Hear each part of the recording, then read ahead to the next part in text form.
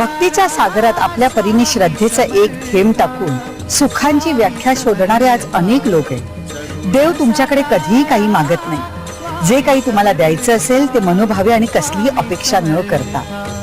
तुमचा जर गाढा विश्वास असेल तर परमेश्वर सगळं तुमच्या पायाशी आणून ठेवतो. पण त्यासाठी तुम्ही त्याच्या पायाशी असणं महत्वाचं. गर्व काय दैत्याला सुद्धा होतो, पण तो माणसाला झाला तर दैत्यात आणि माणसात काय फरक उरणार. अशाच भक्ती रसात बुडालेल्या भक्ताला आज आपण भेटणार आहोत आणि ते भक्त आहेत श्री स्वामी समर्थ परिवाराचे प्रवीण पारकर. आज पारकर ही मुंबईतली एक ख्याती असणारी व्यक्ती, पण हात आभाळाला टेकले तरी पाय जमिनीवर आणि डोकं स्वामींच्या चरणी आहे, म्हणून आज ते यशाच्या एवढ्या मोठ्या शिखरावर आहेत. दर गुरुवारी ते स्वामींच्या मठात जातात आणि घरी स्वामींच्या प्रतिमेचं पूजन करतात. आज मी जो काही आहे तो फक्त स्वामींच्या कृपेमुळे, असं ते म्हणतात. एक क्षण आला होता, काळ आला होता, पण वेळ आली नव्हती. आणि मला जे वाचवलं ते स्वामींनीच. अगदी मोठ्या वाहनाचं चाक माझ्या मानेपर्यंत येऊन थांबलं. पूर्ण माझी वस्त्र फाटेपर्यंत, अगदी पाकिट फाटेपर्यंत रस्त्यावर घसपटलो गेलो. पण ज्या शक्तीने वाचवलं ती शक्ती म्हणजे श्री स्वामी समर्थ, अशी माझी दृढ श्रद्धा आहे. पारकरांनी अत्यंत गरिबी आणि हलाखीच्या परिस्थितीतून आज खूप मोठा पल्ला गाठलेला आहे. अगदी पेपर टाकण्यापासून सुरू झालेला हा प्रवास आज मर्सिडीज घेण्यापर्यंत पोहोचलेला आहे. आणि हे फक्त सगळं एका वाक्यामुळेच झालंय असं ते म्हणतात. आणि ते म्हणजे, भिवू नकोस, मी तुझ्या पाठीशी आहे. त्रैलोक्याचे कल्याण करण्याचे मागणे मागण्यास श्री स्वामी समर्थ शिकवतात. हे लोणावळ्याचे मंदिर म्हणजे त्यांच्याच भक्तांची सेवा आहे. यात एक नाव हसत मुखानं पुढे येतं, ते म्हणजे नाना करंदीकर. नानांचा हे स्वामी भवन उभं करण्यासाठी खूप मोठा मोलाचा वाटा आहे. नाना हे पूर्वी स्वामी भक्त नव्हते, पण स्वतः स्वामींनी त्यांना सगुण दर्शन देऊन भक्ती पेरा असा आदेश दिला. त्यांच्या मागे त्यांचा आधारस्तंभ असलेल्या त्यांच्या पत्नी नानी सुद्धा नंतर त्यांच्या मदतीस आल्या. स्वामींनी नानांना नोकरी सोडण्यास सांगितलं आणि त्यांना आयुर्वेदाचे आणि ज्योतिष शास्त्राचं ज्ञान देऊन लोकांची सेवा करण्यास सांगितलं. त्यानुसार त्यांनी आयुष्य जगायला सुरुवात केली. एक दिवस नानी झोपल्या असताना त्यांच्या स्वप्नात स्वामी आले आणि सांगितलं की उठ, खाली असलेली चटई उचल. नानींनी स्वप्नातच चटई उचलली आणि चमत्कार घडला. खाली हिरे, रत्न, माणकं ठेवलेली होती. स्वामी म्हणाले, उचल, तुला किती हवे तेवढे उचल. या प्रसंगानंतर नानी स्वामींना संपूर्ण शरण गेल्या. त्यांना कळून चुकलं की नानांमागे खूप मोठी शक्ती आहे. पुढे नाना आणि नानी यांनी हे मंदिर बांधलं. आजही या मंदिरातले स्वामी रत्न, पाचू, हिऱ्यांनी मढवलेले आहेत. अशी पूर्णाकृती अजानबाहू मूर्ती इतर कुठेही पाहावयास मिळणार नाही. तर अशा सगळ्या अडचणी दूर करणारे श्री स्वामी आणि त्यांचे भक्त पारकर आणि त्यांचे कष्ट. 14व्या वर्षीच घरची सगळी जबाबदारी पारकर यांच्यावर येऊन पडली, पण स्वामी आपल्या पाठीशी होते म्हणूनच आपण सगळं निभावून नेलं, अशी त्यांची ठाम समजूत आहे. स्वामी समर्थांची भक्ती किंवा स्वामी समर्थांचं आध्यात्मिक वेड हे मला माझ्या जन्मापासूनच होतं.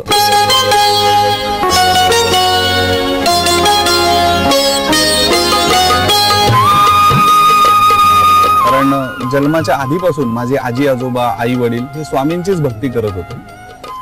घडलं असं की वयाच्या 14व्या वर्षी मी 9वीला असताना माझ्या वडिलांना हार्ट अटॅक आला. त्यामुळे वडील हॉस्पिटलाइज झाल्यानंतर मग मला अचानकपणे घरातला पुरुष म्हणून मी झालो. आणि वडिलांना आजारामुळे जायबंदी झाल्यामुळे त्यांना दुसरं काही करता येईना. म्हणजे हॉस्पिटलायझेशन नंतर मग त्यांना नोकरी करणं शक्य नव्हतं.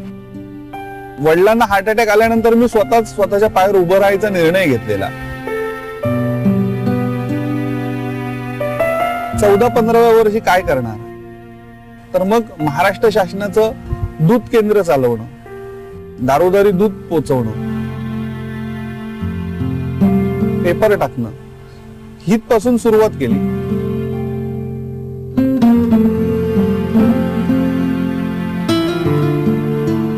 आणि ती करत असताना एक एक एक एक पाऊल पुढे जायचंय, शिक्षणही करायचंय.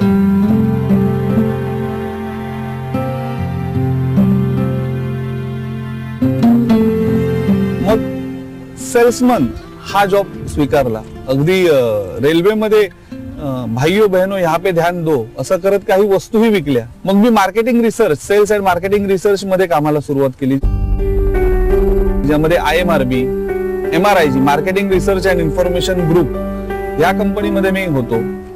तिथे काम करत असताना अधिक मार्केटिंग मध्ये आकर्षण निर्माण झालं आणि असं करता करता मार्केटिंग हेच मी माझं क्षेत्र निवडलं. जेव्हा मी एका मीडिया कंपनीमध्ये कामाला लागलो तर त्यावेळी प्रत्येक संध्याकाळच्या वेळी घरोघरी जाऊन त्या वर्तमानपत्राचा प्रचार आणि प्रसार करायचा होता. अगदी डोर टू डोर सेल्स करणं हा जो प्रकार आहे, जेव्हा तुम्ही दुसऱ्याच्या दारावर बेल वाजवता तेव्हा तुमचं कोणी अगदी तुम्ही सेल्समन म्हणून जेव्हा जाता तेव्हा ज्या पद्धतीने स्वागत केलं जातं अगदी तशीच स्वागत झाली. हजारो ठिकाणी अपमान झाले.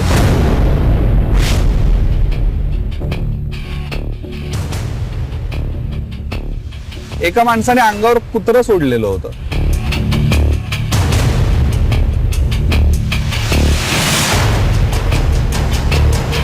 म्हणजे त्यांचं ऑल्सेशियन कुत्रं होतं आणि मी त्यांची बेल दाबली. मला कल्पना नव्हती की त्यांच्याकडे कुत्रा आहे.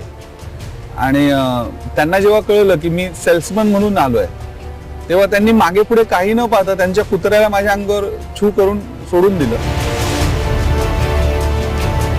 आणि मी पळत सुटलो. मला तो भुकत होता आणि मी मला स्वतःच्या बचावासाठी पळत होतो. पळता पळता एका जिन्यावर आलो. त्यांच्या जिन्यावर पळताना माझा पाय घसरला.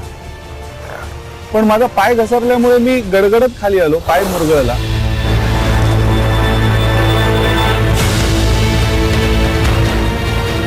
एक आठवडाभर त्यानंतर पाय सुजलेला होता, चालता येत नव्हतं. फार वेदना होत होत्या आणि त्या वेदनेत म्हणतात ना, वेदनेचे वळ हेची माझे बळ हेच निर्माण झालं. आणि मग ठरवलं की असं करण्यापेक्षा, लोकांच्या दारोदारी फिरण्यापेक्षा स्वतःच काय करता येईल का. आपल्या श्रद्धास्थानाला आपल्यापासून दूर जाताना बघून भल्या भल्या लोकांच्या आयुष्याचं पाणी होतं. पारकर तर जेमतेम 18 वर्षांचे होते. संकट समोर आलं की त्याचा सामना करणं भाग आहे हे ते जाणून होते. माझ्या वयाच्या 18व्या वर्षी मी बाईकवरनं माझ्या कामाच्या ठिकाणून माझ्या घरी परतत होतो. त्यावेळी घडलं असं की मला माझ्या बाईकला एका भरधाव वाहनाने, छोट्या वाहनाने समोरून उडवलं. जेव्हा मला उडवलं तेव्हा माझी बाईक एका दिशेला फेकली गेली आणि मी दुसऱ्या दिशेने रस्त्यावर घसपटत गेलो. रस्त्यावरच्या सर्व लोकांना दिसताना असं दिसलं की हा मुलगा चाकाखाली गेला आणि हा मेला. जेव्हा मला लोकांनी बाहेर काढलं त्या क्षणी मी जिवंत आहे की नाही हेच मला कळत नव्हतं, कारण मी प्रचंड हादरून गेलेलो. तो मानसिक धक्का सहन करून परत उभं राहून जेव्हा मला रस्त्यावरच्या लोकांनी पाणी पाजलं, मला बसवलं, मला सावरायलाही फार वेळ लागला. आणि तो सावरत असताना मी जेव्हा ते पाकिट पाहिलं तेव्हा ते पाकिट पूर्णपणे फाटलेलं होतं. त्या पाकिटावरच मी रस्त्यावर घसपटलेलो होतो. पण जेव्हा मी ते पाकिट हातात घेऊन पाहिलं, कारण मला कुठेही लागलेलं नव्हतं, तर ते पाकिट पूर्ण फाटलेलं. परंतु ते जिथे फाटायचं थांबलेलं तिथे श्री स्वामी समर्थांचा फोटो होता. जेव्हा मला स्वामींचा फोटो दिसला, कारण त्याला फोटोलाही काही झालेलं नव्हतं आणि मलाही काही झालेलं नव्हतं, मला असं वाटलं की हा एक दैवी संकेत आहे, दैवी चमत्कार आहे की एवढ्या मोठ्या अपघातात सुद्धा मला काहीही लागलं नाही. तर निश्चित माझा तारता फार मोठा आहे आणि तेच म्हणजे श्री स्वामी समर्था. स्वामी समर्था. सगळं सुरळीत चालू असताना असं एक संकट पुढे येतं आणि असं वाटतं की यातून आपण वाचणारच नाही. कदाचित परमेश्वर आपल्याला अशा परिस्थितीत मुद्दाम अडकवतो आणि आपली परीक्षा बघतो. अशा प्रसंगात आपण काय करतो हेच पाहण्याची त्याची इच्छा असावी. मी एका हर्बल कंपनीमध्ये कामाला होतो आणि त्या हर्बल कंपनीच्या डिस्ट्रीब्युटर्सची ट्रेनिंग प्रोग्राम आणि मीट ही गोव्याच्या एका कोळवा बीचवर होती. गोव्याच्या त्या समुद्रावर आम्ही सगळेजण पोहायला गेलेलो असताना अचानकपणे आम्ही 4 जण समुद्रात अधिक खोल जाण्याच्या दिशेला गेलो. वारा होता, खूप जोराच्या लाटा होत्या आणि आम्ही त्या भोवऱ्यात कधी अडकलो हे कळलंच नाही.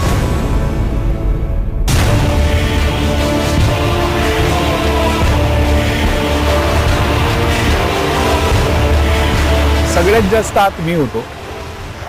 जवळजवळ स्वतःला 30 ते 40 मिनिटं त्या भोवऱ्यातून बाहेर काढण्याचा प्रयत्न केला, परंतु 2 हात मी पुढे मारत होतो तो भोवरा पाणी 4 हात मागे खेचत होतो.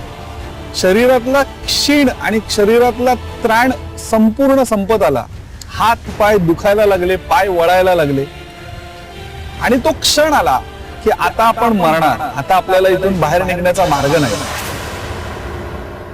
आता सगळं संपलं याची पारकर यांना जाणीव झाली.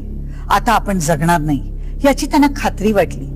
पण इतक्या वर्षांची स्वामी सेवा होतीच, ही सेवाच आज त्यांच्या कामी आली होती. आणि त्यावेळेला त्या दिवसापर्यंतचं माझं आयुष्य फ्लॅशबॅक व्हावं. सिनेमात जसा फ्लॅशबॅक दाखवला जातो तसं काही क्षणाकरता डोळ्याच्या पटळ्यांवर असं ते चटकन दिवशी येऊन गेलं आणि जे जिथे थांबलं ते माझ्या मुलाचा चेहरा होता आणि आतून आवाज आला, भिवू नकोस, मी तुझ्या पाठीशी आहे. स्वामींचं नामस्मरण केलं आणि मी म्हटलं, अरे स्वामी आपल्या सोबत असताना आपण हताश होऊन सोडून द्यायचं नाही. आणि विचार केला की जसं पाणी आपल्याला बाहेर पडायला देत नाहीये वरून, तर जे होईल ते होऊन जाऊन दे, असंही मरणारच आहोत, तर पाण्याच्या खालून एकदा प्रयत्न करूया.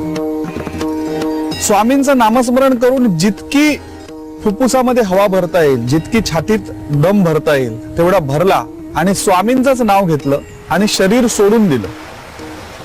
जसं शरीर सोडलं, भोवऱ्याने आत पाण्यात खेचून घेतलं.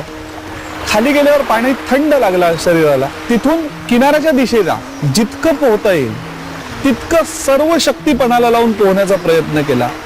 ऊर फाटेस्तोवर हातपाय मारले आणि जेव्हा दम निघाला आणि जेव्हा वर आलो तेव्हा घडलं असं की इतरांना दिसलं की एक मोठी लाट आली आणि मला तिने उडवलं. पण मला जे जाणवलं की माझा डावा हात कोणीतरी धरला आणि असं मला खेचून बाहेर काढलं. कारण हा बावळ्यापासून तो हात पुढचे 3 दिवस दुखत होता आणि मला अक्षरशः त्या भोवऱ्यातून कोणीतरी उचलून बाहेर टाकावं तसं त्या लाटेने मला बाहेर काढलं आणि मी जिथे पडलो तिथे कंबरभर पाणी होतं आणि मी सुखरूप पुन्हा एकदा माझ्यावरच्या जीवावर बेतलेल्या संकटातून स्वामी समर्थ महाराजांच्याच कृपेने सही सलामत बाहेर पडलो.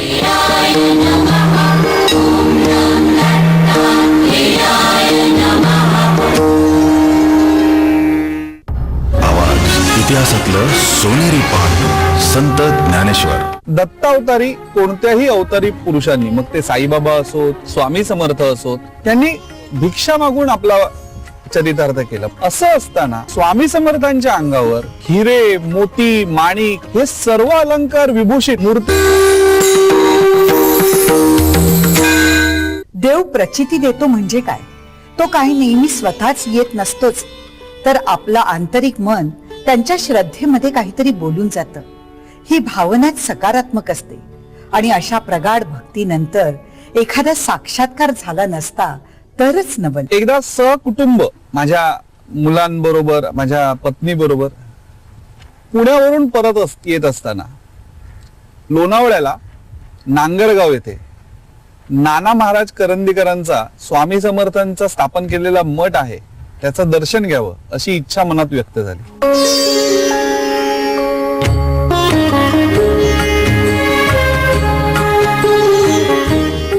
आणि त्या इच्छेप्रमाणे त्या मठातही दर्शन झालं.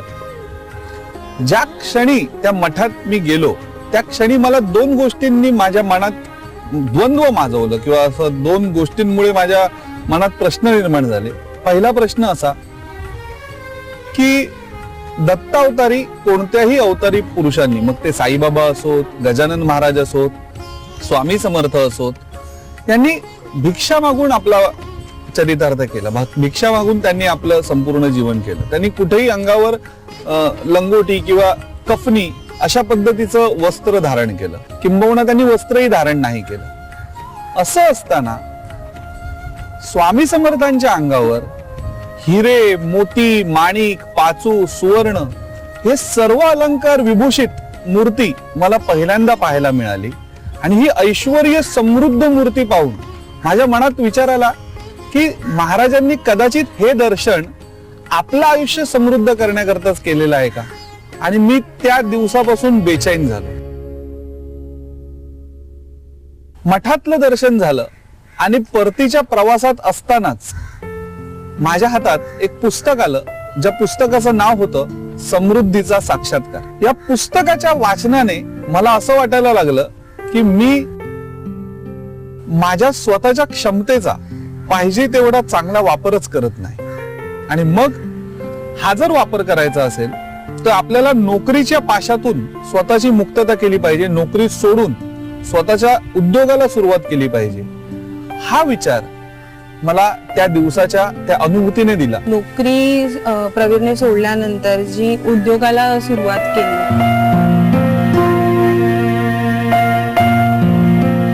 त्यावेळेला सुद्धा माझं असं म्हणणं होतं अगोदर, कारण मराठी व्यक्ती ही उद्योगात पडत नाही. पण प्रवीरने असा निर्धार केला की नाही, मी आता जे काही करेन ते मी माझ्या स्वतःच्यासाठी, आपल्या स्वतःसाठी काहीतरी करू. त्या प्रचितीचा तुम्ही आपल्या आयुष्यात कसा उपयोग करून घेता हे खूप महत्वाचं. आणि त्या सकारात्मक शक्तीचा उपयोग करून आयुष्यात कष्ट करणं हेही तेवढंच महत्वाचं. पारकर यांनी हेच केलं. आणि त्या अनुभूतीतूनच जे निर्माण झालं, जे जन्माला आलं, त्या कंपनीचं नाव आहे Shri Maharaj group of company. ज्यावेळी Shri Maharaj group of company ह्याचा जन्म झाला तेव्हा पहिलं काम काय करावं, काय सुरुवात करावी. तर आज आपण जिथे बसलो आहोत हे जे रिसॉर्ट आहे, हेच रिसॉर्ट पहिलं आपण आपलं भाड्याने घेतलं.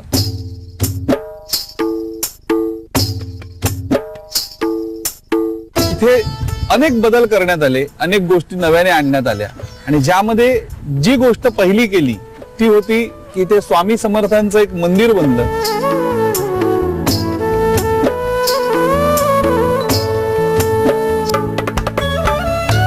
आणि या मंदिरात मध्ये सुद्धा जी प्रतिमा आहे ती नांगरगावच्याच स्वामींच्या मूर्तीची आहे. कारण समृद्धीचा साक्षात्कार हा खऱ्या अर्थाने मला महाराजांनी तिथेच दर्शन दिलं, तिथेच गेल्यानंतर जाणवलं. आणि ती आठवण किंवा ती साठवण हृदयातली ही आम्ही इथे या मंदिराच्या रूपाने केली. आणि त्यानंतर कधी मागे वळून पाहिलंच नाही. तुझ्या वाचून करमेल 27 जून पासून सोमवार ते शनिवार रात्री 9 वाजता कलर्स मराठीवर. स्वामी समर्थांची एक ऑडिओ सीडी आपण करावी असा त्यांचा मानस आहे. व ती सीडी श्री महाराज व प्रवीर पारकर यांच्या माध्यमातून यावी असा त्यांना स्वामी.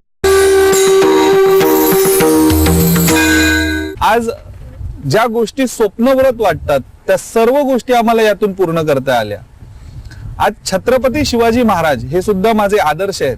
आणि छत्रपती शिवाजी महाराजांचं चित्रमय पुस्तक लंडनच्या ब्रिटिश पार्लमेंट हाऊस मध्ये महाराष्ट्र भूषण शिवशाहीर बाबासाहेब पुरंदरे व भारताचार्य सु. ग. शेवडे यांच्या हस्ते मला प्रकाशित करता आलं. आणि मी त्याचा भाग होऊ शकलो. आणि Shri Maharaj group of company याच्या माध्यमातून हे एवढं मोठं काम झालं याचा मला निश्चित अभिमान आहे. आणि ही करवती शक्ती ही सुद्धा श्री स्वामी समर्थ आहे. एक एक पायरी वर चढत जाताना पारकर यांनी कधीही मागे वळून पाहिलं नाही.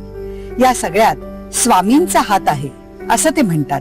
2015 मध्ये असा एक विचार मनात होताच, पहिल्यापासून होता की स्वामींसाठी काहीतरी करावं, स्वामींची भक्तीसाठी, स्वामींच्या सेवेसाठी काहीतरी हातून घडावं. कारण श्री महाराज मीडिया सेंटर याच्या माध्यमातून काहीतरी करावं. आणि एक चमत्कार घडला.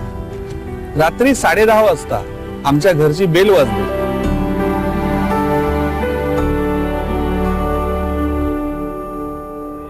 आणि कुवळेकर कुटुंब आमच्या दारात उभं राहिले.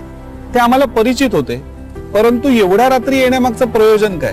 त्यांना विचारल्यानंतर त्यांनी सांगितलं की स्वामी समर्थांची एक ऑडिओ सीडी आपण करावी असा त्यांचा मानस आहे. व ती सीडी श्री महाराज व प्रवीर पारकर यांच्या माध्यमातून यावी असा त्यांना स्वामींचा दृष्टांत आहे.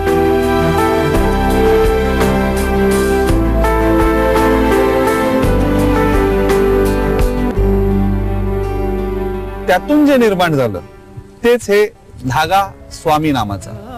श्री महाराज ग्रुप ऑफ कंपनीने स्वतःच्या श्री महाराज मीडिया सेंटर याच्या बॅनर खाली धागा स्वामी नामाचा ही स्वामींची श्रवणीय अशी ध्वनिफीत मार्केटमध्ये आणू शकली. आज हजारो स्वामींचे भक्त ह्या स्वामींच्या भक्तीमध्ये, स्वामींच्या सेवेमध्ये या धागा स्वामी नामामुळे आज एकरूप झालेले. आयुष्यात अनेक प्रसंग, अनेक बिकट परिस्थिती, अनेक आव्हानं समोर आली, पण या सर्व गोष्टींना सामोरं जाताना कुठे ना कुठेतरी मनात एक खोल खुणगाठ बांधलेली होती की आपल्या मागे आपले महाराज श्री स्वामी समर्थ कायम आहेत, त्यामुळे भिवू नको, स्वामी आपल्या पाठीशी आहेत. माझा एवढंच म्हणणं आहे की आज स्वामी भक्तीतूनच आज मी जे काही आहे ते झालो आणि भविष्यात माझ्या सर्व स्वामी भक्तांना त्यांच्याही सर्व मनोकामना पूर्ण व्हाव्यात हीच स्वामी चरणी प्रार्थना. माझ्या बंधू, माझ्या सख्या, माझ्या स्वामी रायाचा कधी कृपेची सावली, कधी मायेची माऊली. यशाच्या शिखरावर असताना देखील स्वामींच्या कृपेने पारकर आज जगतायत. त्यांच्या कष्टानं त्यांना आज इथपर्यंत पोहोचवलंय, पण त्या कष्टामागे स्वामींचा आणि त्यांच्या भक्तीचा खूप मोठा वाटा आहे असं पारकर म्हणतात. आजच्या भागात इथेच थांबूया, पुढच्या भागात भेटूया अशाच एका नव्या भक्ताला त्याच्या नव्या श्रद्धास्थानासोबत.